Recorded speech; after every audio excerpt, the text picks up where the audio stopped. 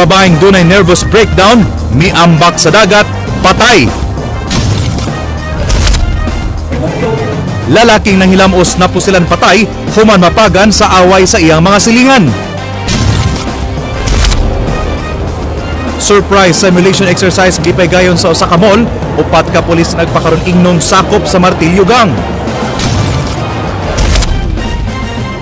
Security guard sa duha ka nakadaog nga security agency sa Kapitolyo, gi-interview pag siguro nga qualified sila. Local government sa dakbayan sa Karkar, way supak nga pamutlo ng mga karaang kahoy nga naa sa ilang national road.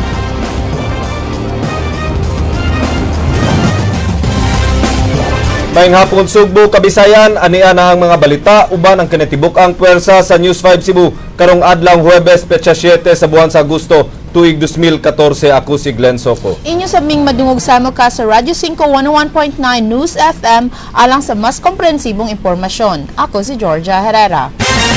Georgia, mga kapatid, way ordinansa sa dakbayan sa Karkar nga nagproteher sa mga karaang kahoy sa dapit ingon man mga istruktura mao na uyon na sila nga pamutlon ang mga akasya nga gabok na mao'y posibleng magdaog hulga sa kinabuhi sa publiko. Hinoon ilang giawhag ang DPWH ug DENR Glen nga kadtong kahoy lang nga depektoso ang pamutlon. Jinky Bargio, Sugin Limi. Human sa Naga City, sunod nga pamutlon sa DPWH mao ang mga century-old acacia trees nga nahimutang sa lungsod sa San Fernando, dayon ang anaas sa Barangay Perelos sa siyudad sa Karkar. Apan samtang wa pay schedule kun kanus a kini pamutlon, buot nang ipaybaw sa lokal na kagamhanan sa Karkar nga uyon ra sila sa mong laraw alang sa interes sa kinabag-an. Against gina sa among will nga putlon gid na to ang atong acacia trees kay amo na nang gitan-aw ang atong acacia tree sa Perelos nga century old niya na part na sad na sa landmark sa atong Karkar City. Giklaro sab ni Nakwa nga wa sila'y ordinansa nga naumol kabahin sa pagproteher ining mga karaan nga punuan sa kahoy, isip kabahin sa pagpreserbar sa ilang cultural heritage. Apan bisan pa niini, giawhag sa konsehal ang taga DPWH nga unta ipreserbar lang ang mga punuan nga di pa kaayo depektuso. We are eyeing kanang matarong lang gyud unta ang ato ang acacia trees og kinahanglan i-trim down lang og dunay kinahanglan putlon lang gyud kay ang ato pod for the safe pod sa ato ang public nga mangagi dinha. Gawas sa mga punuan sa kahoy, wa pay nakita ang city engineer sa Karkar nga mga karaang istruktura nga ngayan ang gubon tungod satod ining peligro ngadto sa publiko. Jinky Bargio, News 5. Giimbentaryo kaganina ang mga rescue equipment sa kapulisan sa rehiyon aron masuta kung lig-on pa ba kini ug aron mahibaw-an kung unsay kuwang nga mga gamit alang sa posibleng moabot nga katalagman. Andrea Patenya, Sugin Limi. Gitapok ang mga rescue equipment sa nagkalain-laing unit sa Police Regional Office 7 kaganihang buntag alang sa disaster preparedness audit. Gibuhat kini aron masuta kung lig-on pa ba ang maong mga ekipo sama sa rubber boats, stretchers, medical ug dental kits ug fire extinguishers kay angay siguraduon nga maayo pa ang kondisyon niini in kaso kinahanglanon alang sa pagresponde sa mga katalagman. We would like to know what are the present equipment we have at our disposal which we can use in times of disaster. Nabantayan ni Police Senior Superintendent Edward Carranza nga daghan gyapon ang kuwang nga mga ekipo sama sa mga rubber boats, PC, snap link ug safety line. Gani ang kakuwang ning maong mga ekipo mao'y gitudlong hinungdan sa kamatayon ni PO1 Rodelin Abueva Gonzaga sakop sa Regional Public Safety Battalion. Usa si Gonzaga sa gitahasan sa pag-rescue sa mga biktima sa pagbaha sa Bangar River sa Bayawan City, Negros Oriental niadtong October 6, 2013. Kay bugtong PC lang ang gigamit sa mga rescuers nga pulis, ang usa nila mao na hinuon ang gi-rescue human maanod sa sug. Si PO1 Gonzaga, ma'am, mo siya lead siya mo una. Pag labang niya siguro ato nga time, namang way part nga bali ang among giagian ana siya nga balas, ma'am. So dito ka dapit sa tubig sa dagat, mas slide gugap pa dulong sa dagat. Slide siya. Oh, siguro ma'am na slide or naigaw siya kahoy or debris sa mga balay nga naguba. May paa naman ma'am, sulog, kusog kayo ba? Pero sir, PC ra gyud yung gamit ato. Yes ma'am, kay Wala katong may snap lane, ah, may safety line. wala ma'am, PC ra gyud ma'am. Matod sa mga sakop sa RPSB, ikalipay nila kung makumpleto na gyud ang ilang mga ekipo aron di mabutang sa peligro ang ilang kinabuhi, hilabi na nga sila maoy unang ipang pull out panahon sa katalagman. Gipasalig hinuon sa mga kadagkuan sa kapulisan nga gilihok na nila ang pag-request sa mga kuwang nga ekipo. This thing regarding disaster equipment are centrally managed items which are being procured by national headquarters. So it now all depends on the budget being released by the Department of Budget and Management. So we're totally dependent on support coming from the local chief executives and equipment coming from national headquarters, Philippine National Police. Andrea Patenia, News 5. Nagtigom ang tanang chairman sa mga water districts tibok nasod aron hisgutan ang ilang himuong pagpangandam kung adunay moabot nga kalamidad labi na karong mag-usab-usab ang dagan sa panahon. Matod sa labaw sa Philippine Association of Water Districts nga si Romeo Garcia, nga ang ilang pagpangandam karon subay sa mga kalamidad nga naagian. Dugang niini nga sama sa naitabo human sa bagyong Yolanda nga dunay ubang parte sa nasod nga way tubig, hinungdan nga nagtinabangay sila karon aron makapada og tangke sa tubig. Gawa sa maong pagpangandam, ilasab nga gisabutan ang himuon unya nga mutual understanding tali sa taga PAWD ug USAID. They want to involve the whole PAWD Association of Water Districts. So katong naka-experience na og mga problema para sa Sindong, para sa Yolanda, mo na karon ang ilang pinpoint. But other small communities, nalapod para for example sa Basilan, we went there already. They just want to have a joint venture with PAWD para sa preparedness sa mga along the coastal.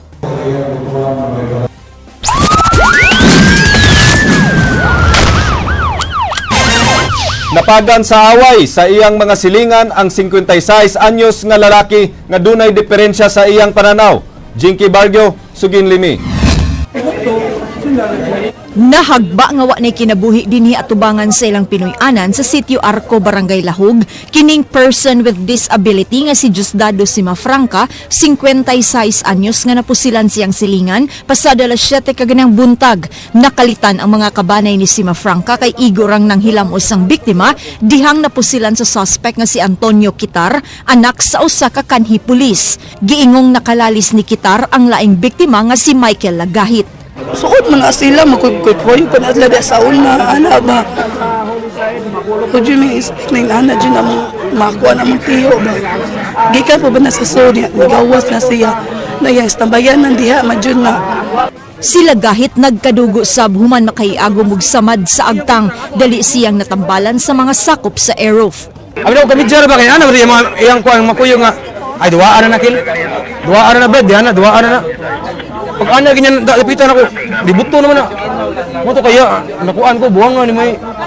Tinukuray na ba pag ana. Oh, pag ana bag mo to nilayo na kunya kanina naman tumba.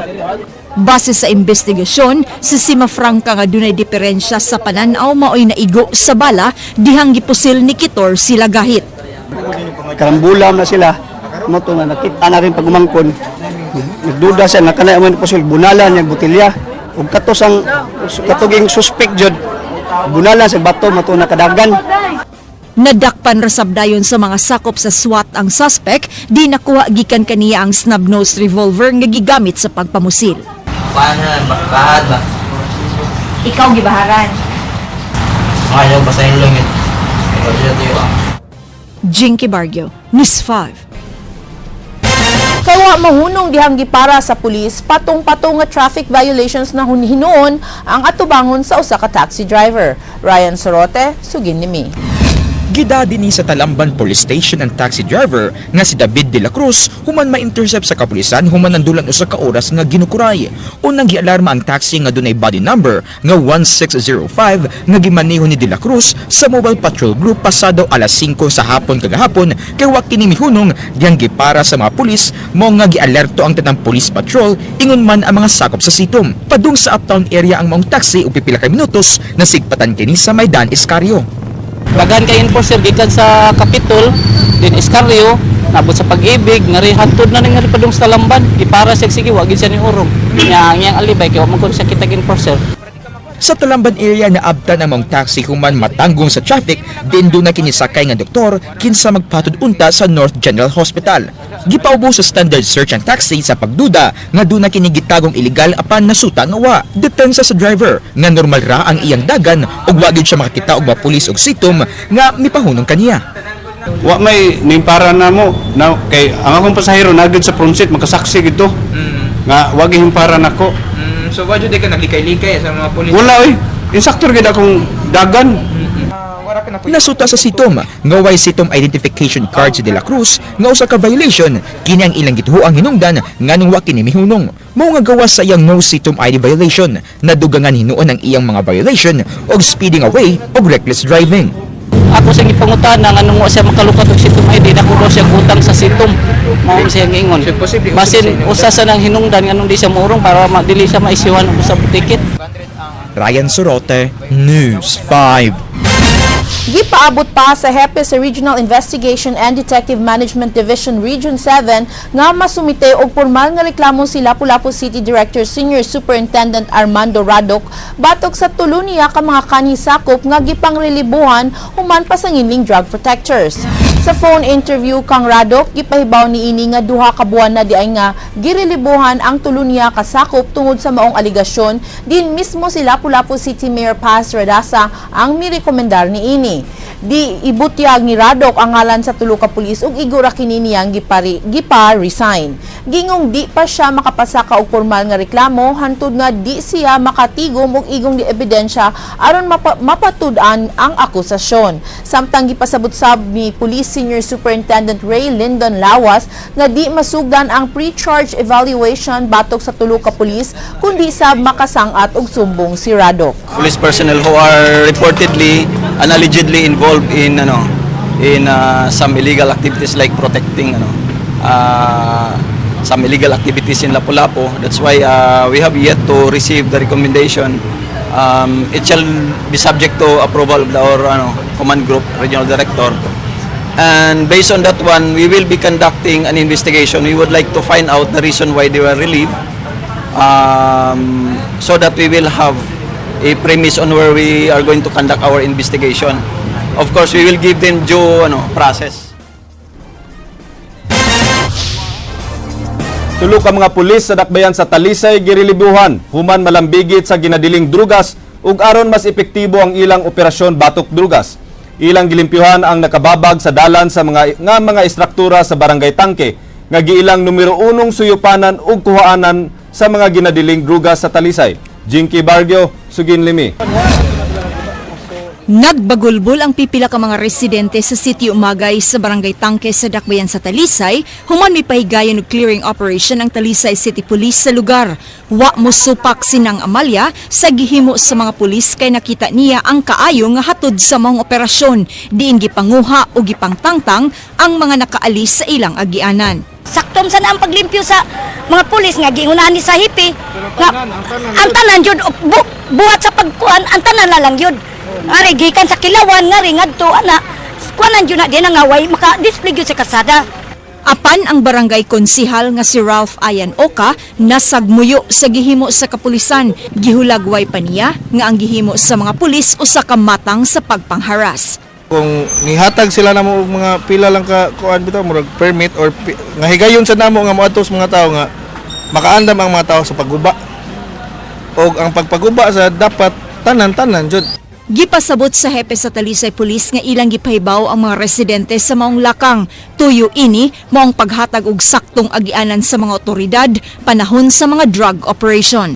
Kay sa atong previous experience nga kada raid nga i-conduct diha permimeng ma-late or makasibat na ang kanang atong subject tungod kay naay daghang mga obstruction sa kalsada, mga stall, sari-sari store, mga payag nga sanbayan. Buot ipaabot sa kapulisan nga seryoso sila sa pakigbatok sa problema sa droga sa Talisay ug ang pagkarelibo sa tulo niya ka mga tao mo'y magsilbing leksyon ngadto sa iyang mga sakop.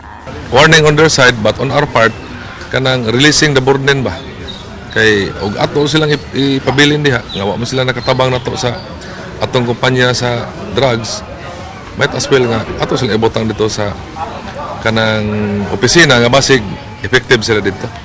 Jinky Bargio, News 5. 51 anyos nga security guard nga milabang sa pedestrian lane sa Maydalan, Iscario nabanggaan sa pribadong sakyanan. Ryan Sorote, Sugin Limi. Gitabang sa mga sakop sa Emergency Rescue Unit Foundation kining lalaki nga nabanggaan ining pribadong sakyanan dinhi sa Maydan, Iscario sa Dakbayan sa Sugbo.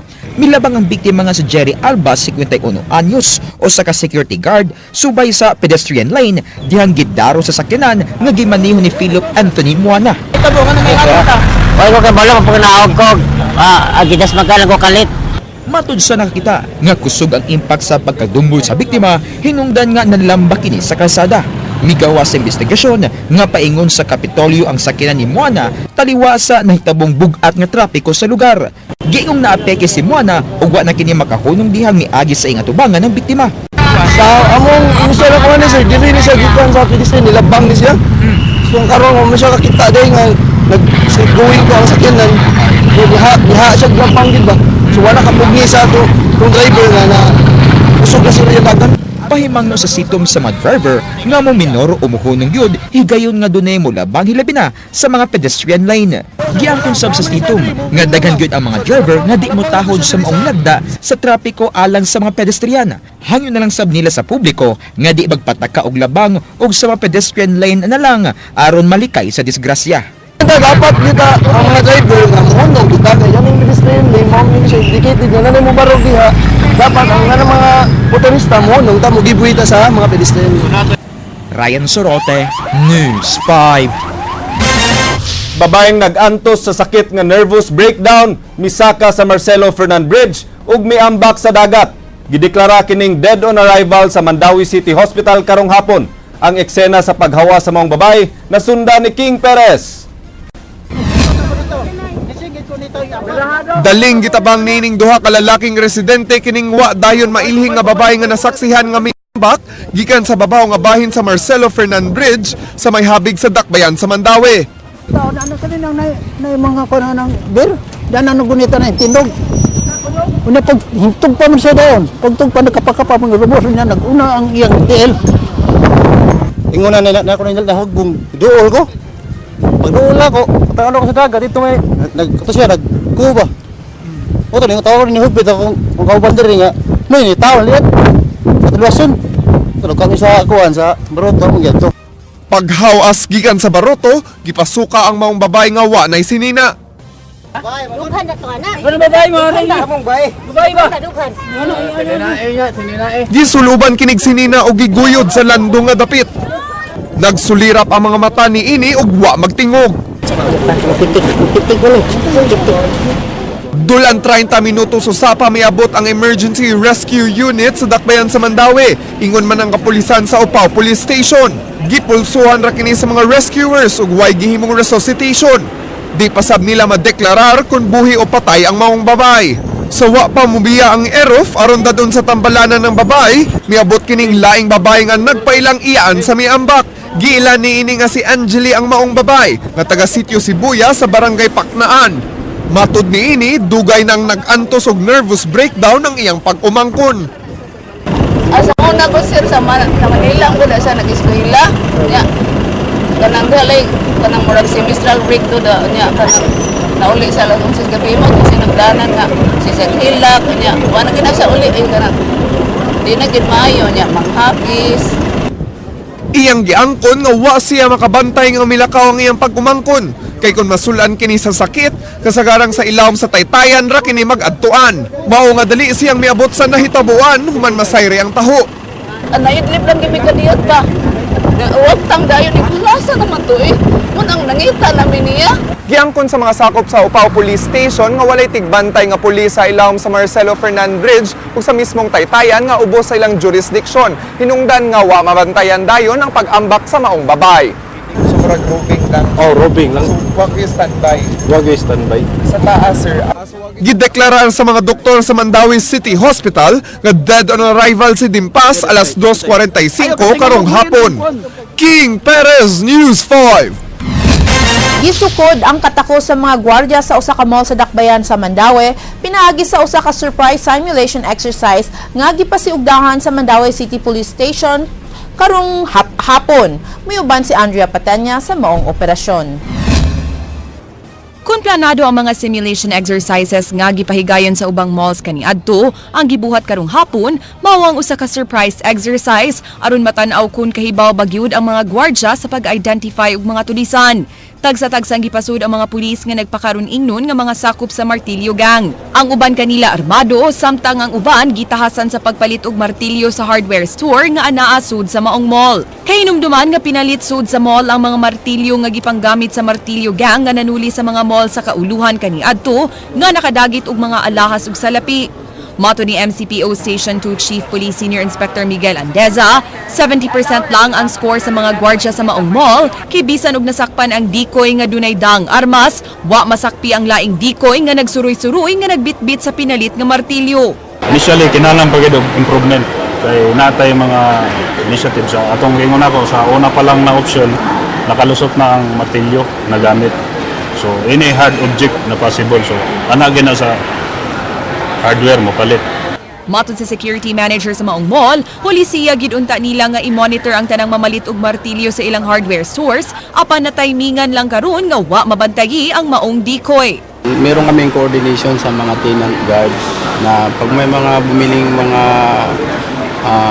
hard objects gaya ng mga martilyo, yung mga dapat itimbre sa amin. Dapat yung guard na tenant guard, ipaalam doon sa security namin na bumili siya, babae man o lalaki. Yun talaga yung SOP. And we did it several times except today. Sa upat ka mga pulis decoy, nabantayan sa mga gwardya ang tulo, gawa sa babaeng pulis nga nagwig ug nag-heavy makeup, mao nga matod sa security manager, nakakatunsab silang leksyon nga di magpailad sa mga babaeng gwapa. Merong isa lang na yung babae ata hindi siya napansin. Kita nyo naman maganda. So siguro yun yung bagay na dapat namin i-improve na whether maganda ka or hindi, wala tayong pipiliin. Gipahibaw sab niini nga padayon nilang gilihok ang pag-umol og bag-ong polisiya, diini pa surrender ang tanang armas sa mga tawo nga musud sa ilang mall, kaysa pagkakaron mutugot ra sila sa pagpasud sa mga armadong tao basta makapakita lang og lisensya ug malista ang serial number. Buot karon sa kapulisan nga tagbuon og balik ang security management sa maong mall aron matabangan sa ilang security plans. After, kung unsay nakita nato ng mga lapses, we will correct that. Unsay mga maayong buhaton para ma-prevent na to. Kaya akong gibuhat ron is proactive lang proactive. I-prevent na to ang possible entry sa mga grupo na yun nani. So kaya di ta ka-discount, mga mall baya na dagko ang ilang tirahon. Andrea Patenya, News 5.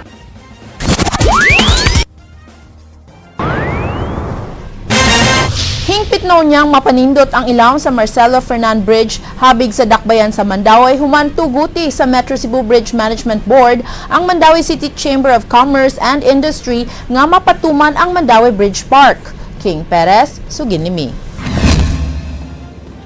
Gituki o gisuportahan sa Metro Cebu Bridge Management Board kaganihang buntag ang plano sa Mandaue City Chamber of Commerce nga ipatuman ang Mandaue Bridge Park Project. Gipakita sa MCCCI ang aesthetic plan sa maong proyekto at tubangan sa mga kadagkuan sa MCBMB. Lakip sa mga plano, mao ang boardwalk, children's park o gate ball play area. We support the proposal of the Mandaue City Government and the Mandaue City Chamber of Commerce. Wapo na. Kung uyon ang board, uyon sab sa mong proyekto ang manindahay nga sinang Charlene. Basta tagan lang sab sila og pwesto.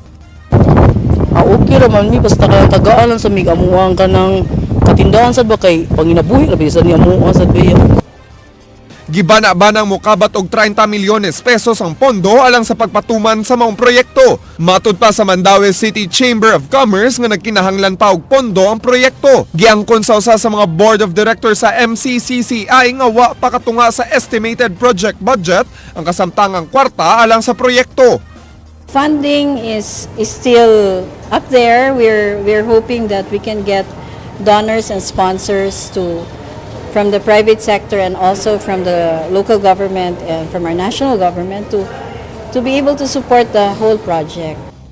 Gihuman pa sa master plan sa maong proyekto ug makig-alayon sila sa DPWH alang niini. Wa pay gikatakdang schedule kung kano sa hingpit nga mapatuman ang Mandawi Bridge Park. We're still in the beginning of it. We're still on the drawing board, so we would want to start it within the year. No, but if we, based on our meeting a while ago, we may have to look first into the legalities that are required. King Perez, News 5. Dili gid pwede nga magbugal-bugal nga dunay bomba. Kini ang pahimangno sa mga otoridad aron di mahimasama sa naitabo sa duha ka taong gipangdakop sa Port Police kay nagbinuang nga duna sila'y dalang bomba. Andrea Patenya, Sugin Limi. Kay dili man gud tanan nga mga tao nga atong kaila nga moto nga komedya. Subling gipahimangnuan sa mga opisyales sa Port Police ang publiko nga wa sila'y pili sa pag-aresto sa bisan kinsang mupasiugda og bomb scare sa mga pampublikong lugar bisan og bugal-bugal ra kini. Sudlang sa usa ka semana, duha na ka tawo ang gidakop tungod sa pagpangumedya nga dunay bomba ang ilang mga bags atul sa pagsud sa Pier 1. Uba sa Presidential Decree No. 1727 kunang anti-bomb joke law, gidili ang pagpataka og pakatapog impormasyon kabahin sa presensya sa bisan unsang matang sa explosive device sa mga pampublikong lugar bisan og gipaagi pa kini sa usa ka komedya. Ang bisan kinsa nga mulapas ning maong balaod mahimong mabilanggo sud sa 5 ka tuig ug mamultahan og 40,000 pesos. Usa sa mga nakalapas sa anti-bomb scare law, mao ang 24 anyos nga si Jimboy Fulache nga padung na untang mupauli sa ila sa Baybay Leyte ni adtong Huwebes. Ug tungod sa iyang kahubog, nakakomedya kini nga dunay bomba ang iyang bag.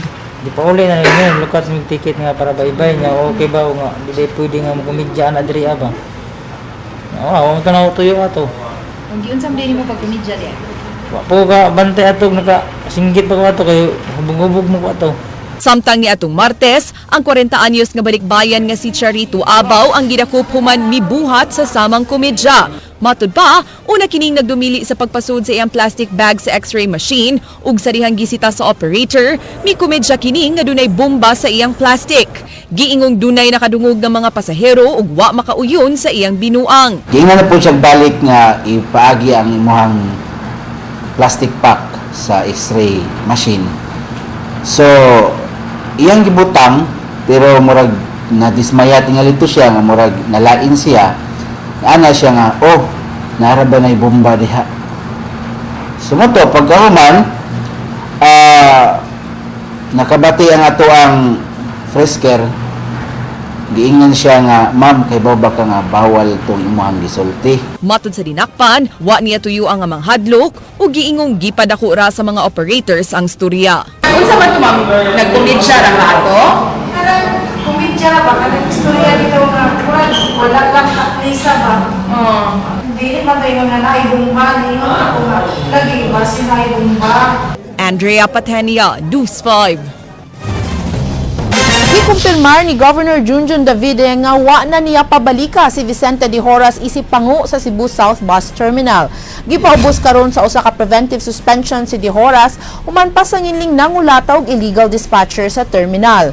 Gimando ni Davide ang reassignment ni de Horas di indirekta na kining mo report sa buhatan sa gobernador ug di na sa terminal. Kasamtangan ang consultant sa maong terminal nga si Attorney Butch Dos mo'y mulingkod isip officer in charge. Ay ni-complain na illegal dispatcher na he was, according to that, he alleged he was manhandled by Mr. De Horas in his office. This was confirmed, and then so I placed Mr. De Horas on preventive suspension. Nilapsa po niya preventive suspension. He's back now, but he has been ordered to report to the office of the governor. Dili na siya sa CSBT. Bisan og income generating kini, ipabaklas ni Acting Mayor Edgar Labella kadtong mga billboards nga illegal. Leslie Caminade Vistil, Sugin Limi. Posibleng mabaklas ug maguba gyud ang mga billboards nga illegal nga gimontar sa palibot sa dakbayn sa Sugbo kung mapamatud-an nga illegal kining gitaod. Mato ni Acting Mayor Edgar Labella, ilan ang giduso sa buhatan sa City Legal Office ang report nga gisumiter sa taga-Office of the Building Official aron kini masusi. And of course, as usual, we urge the barangays to monitor kay kini usara ba gid ni sa practice, or this is one of those provided under the local government code wherein the barangay has the say. They can even collect regulatory fees. So I hope that the barangay officials would continue or would monitor the establishments of this or the construction of these illegal billboards. Subay niini, giawhag ni Labella ang tanang barangay officials nga bantayan ang gipangmuntar nga billboards. Nakita nga mahimong income generating ang pagmuntar og billboards sa usa ka barangay. Of course, there are sanctions provided under the building code, and one of those is for the demolition or for the removal of these illegally constructed billboards. Leslie Caminada-Vistil, News 5. Kasamtangang gibutangan na og mga emergency exits ang mga tunghaan sa dakbayan sa Sugbo nga nanginahanglan niini. Mubalik si Leslie Caminada-Vistil. Butangan og una sa Taga-Local School Board ang mga tunghaan nga dunay 4-story building. Usa na niini mo ang Don Carlos Gothong National High School. Gani ang usa nila ka emergency exit na humana, samtang ang usa niini padayon pang gi-construct. Matud pa ni DepEd Cebu City Superintendent Dr. Ria Marangtud nga gawas sa Gothong dunay pay laing 7 ka tunghaan nga gisugdan na usab og construct ang ilang mga emergency exit. Ang atong kong gikuanan is ang kaning 7 schools 4-story up kanabang kanang sila mo'y nakinaglag immediate kuan kay taas man ang kuan katong 2-story kanang or 3 paubos wala kay siya maingon ba nga immediate ang need, pero kuan man gyud silang tanan murag identified ni mayor is 18 schools 18. Hinabiun pasab ni Acting Mayor Edgar Labella ang local school board aron i-suggest nga butangan gyud og emergency exit ang tanang tunghaan bisan og 2-story pa kini. Ang local school board mikuhag 12 ka contractors aron dungan nga mabutangan og emergency exit ang mga tunghaan. Conversation with Attorney Joey Daluz, now we really have to install a permanent stair as an emergency exit for the students in case of earthquakes or fire. Leslie Caminada-Vistil, News 5.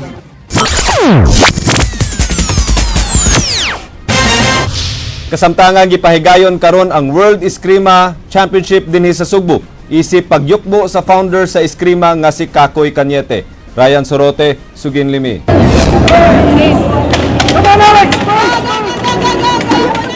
Mga pingit sa kasakit. Kini ang Filipino martial arts nga eskrima. Gamit ang yantok nga ginama sa ratan, ang weapon of choice sa mga eskrimador o ang mga nag-practice sa mga martial arts. Sa Filipino martial arts nga gipasigdahan ni Supreme Grandmaster Kakoy Cañete, nag-abot sa ring ang iya matinunan gikan sa nagkadiiyang nasud. Usa sa mga dugay na sa eskrima si Donnie. Tataw kini sa iyang kagresibo ug teknik sa pakigsangka.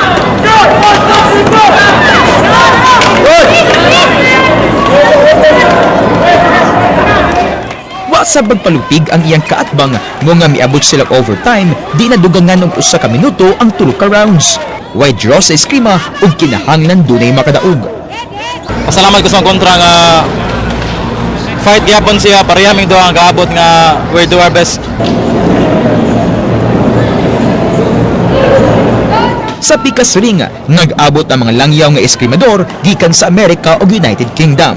Pulos mga dagko ang duha apan tataw nga mas bintaha ang Briton nga si John. Bisan og wa magpalupig ang iyang kaatbang, gideklara nga mananaog si John nga usa-usab ka kampiyon sa mixed martial arts.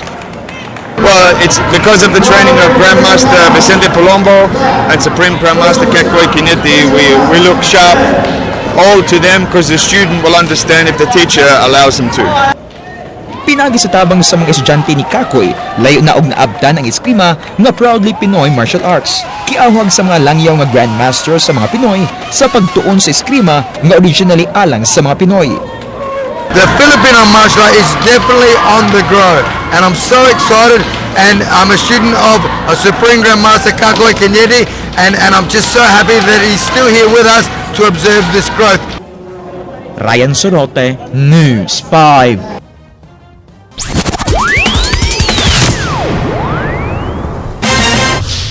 Usa Usa sa mga nalatid sa revised terms of reference sa Provincial Bids and Awards Committee nga kinahanglan ipaubos sa interview ang mga umaabot ng gwardiya sa Kapitolyo. Gilauman nga magsugod na sa ilang serbisyo ang duha ka security agencies nga nakadaog sa bidding. King Perez, Suginimi. Naglinya gawa sa Capital Security Unit Office kini mga security guards gikan sa Tactical Security Agency kaganihang buntag. Gi-interview sila isip mga umaabot nga tigbantay sa mga buhatan sa Kapitolyo. Gihimo kini aron masusi kung qualified sila sa pag-alagad subay sa revised terms of references nga gimugna sa Bids and Awards Committee.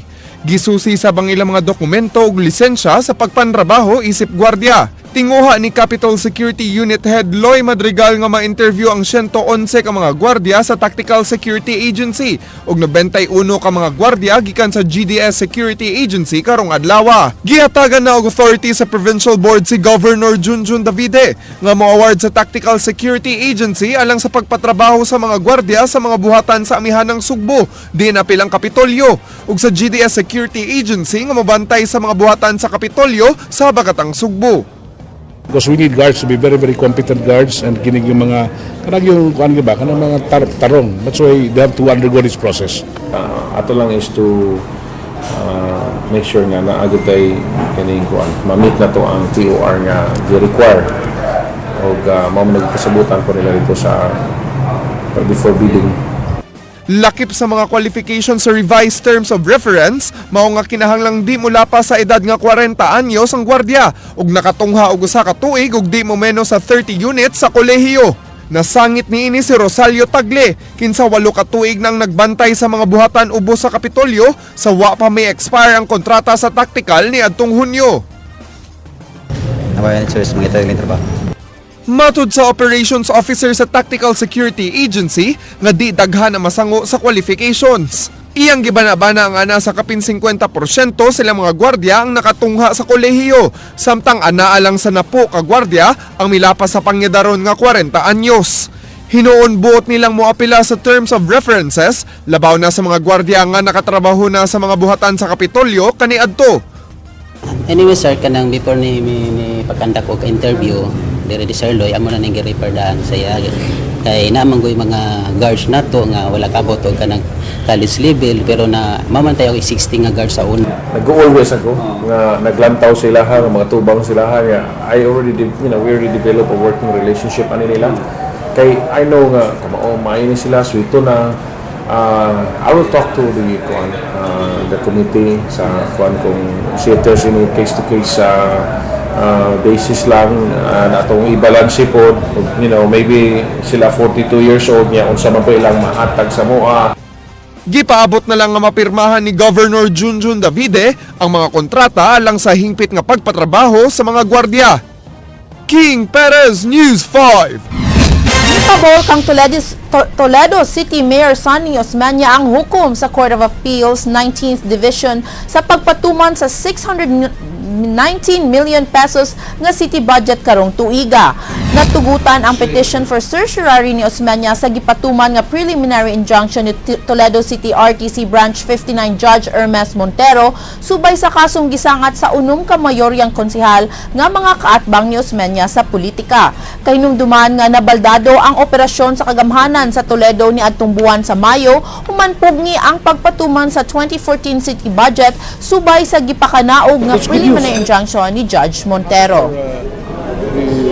Mayor Osmeña and mga katong nagpa-approve sa budget, at least magamit na yun ang budget sa Toledo. Wala na yung harang, wala na yung babag.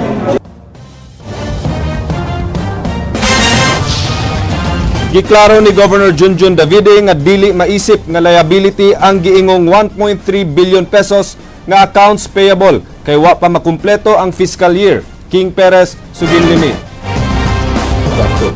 Human masayri nga dunay 1.3 billion pesos nga kantidad sa accounts payable ang Kapitolyo, gipasabot ni Governor Junjun Davide nga di kini angay ilhon isip liability. Menos rang ipasigarbo nga cash balance ni atong State of the Province address ni Davide nga nagkantidad og 751 million pesos kun itandi sa kasamtangang bayranan sa Kapitolyo. Matod sa gobernador nga way angay kabalaka kay wa pa makumpleto ang kwarta nga nangabot sa panudlanan sa kagamhanan kay wa pa man matapos ang tuig.